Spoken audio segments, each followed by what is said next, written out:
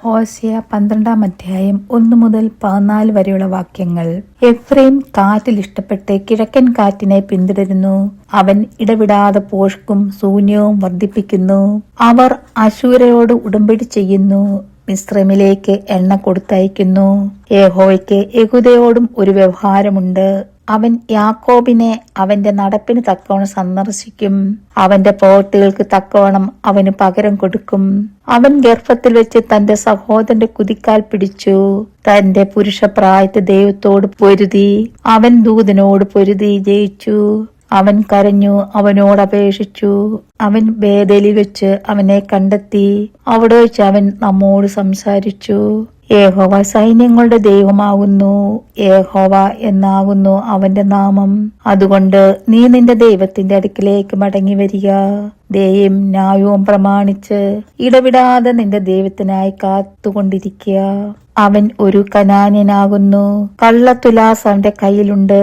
പീഡിപ്പിപ്പാൻ അവൻ ആഗ്രഹിക്കുന്നു. എന്നാൽ എഫ്രൈം, ഞാൻ സമ്പന്നനായി തീർന്നു, എനിക്ക് ധനം കിട്ടിയിരിക്കുന്നു.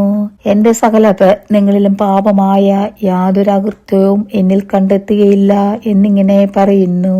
ഞാനോ മിസ്രൈം ദേശം മുതൽ നിന്റെ ദൈവമായ യഹോവയാകുന്നു. ഞാൻ നിന്നെ ഉത്സവ ദിവസങ്ങൾ എന്ന പോലെ ഇനിയും കൂടാരങ്ങളിൽ വസിക്കുമാറാക്കും.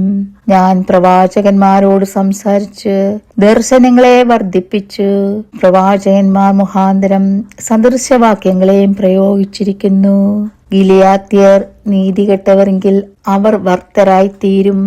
അവർ ഗിലാലിൽ കാടുകളെ ബലി കഴിക്കുന്നു എങ്കിൽ അവരുടെ ബലിപീഠങ്ങൾ വയലിലെ ഉടച്ചാലുകളിൽ ഉള്ള കൽക്കൂമ്പാരങ്ങൾ പോലെയാകും. യാക്കോബ് 6 ദേശത്തിലേക്ക് ഓടിപ്പോയി. ഇസ്രയേൽ ഒരു ഭാര്യയ്ക്ക് വേണ്ടി സേവ ചെയ്തു, ഒരു ഭാര്യയ്ക്ക് വേണ്ടി ആടുകളെ പാലിച്ചു. യഹോവ ഒരു പ്രവാചകൻ മുഖാന്തരം ഇസ്രയേലിനെ മിസ്രൈമിൽ നിന്ന് കൊണ്ടുവന്നു. ഒരു പ്രവാചകനാൽ അവൻ പാലിക്കപ്പെട്ടു.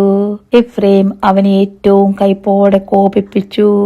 ആകയാൽ അവന്റെ കർത്താവ് അവന്റെ രക്തത്തെ അവന്റെ മേൽ വെച്ചേക്കുകയും അവന്റെ നിന്ദയ്ക്ക് തക്കോണം അവന് പകരം കൊടുക്കുകയും ചെയ്യും. ദൈവമേ, സ്തുതിക്ക് യോഗ്യമാകുന്നു. ബാറിക്കുമോ.